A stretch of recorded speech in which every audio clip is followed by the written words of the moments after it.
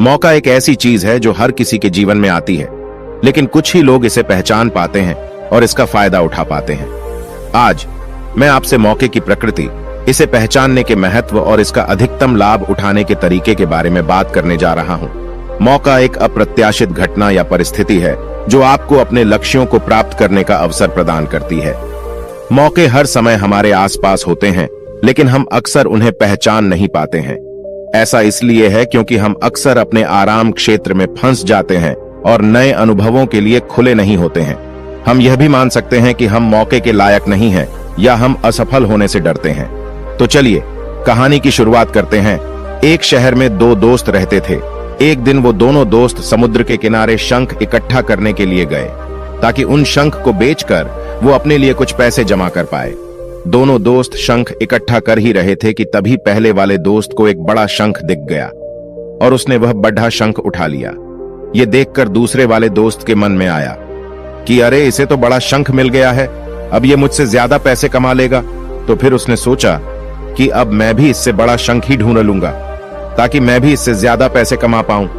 तो अब वह लग गया बड़े शंख की तलाश में। उसने खूब ढूंढा, खूब मेहनत की, लेकिन फिर भी उसे बड़ा शंख हासिल नहीं हुआ।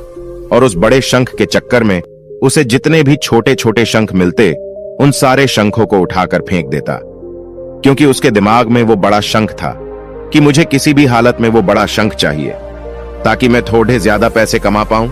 उस बड़े शंख की तलाश में दोपहर से शाम हो गई, शाम से रात हो गई। ना तो उसे बड़ा शंख मिला और बल्कि जो उसे छोटे छोटे शंख मिले थे, उन शंखों को भी उसने फेंक दिए तो उसके हाथ में कुछ नहीं आया। और जो पहला वाला दोस्त था, उसके पास एक बड़ा शंख था और कुछ छोटे शंख थे। तो रात हो गई और वो दोनों दोस्त घर जाने लगे। घर जाते वक्त पहला वाला जो दोस्त था, उसने अपने शंख बेच दिए, तो उसके पास जो बड़ा शंख था उसके उसे मिले 1000 रुपए, और जो छोटे छोटे शंख उसके पास थे उसके उसे मिले 3000 रुपए।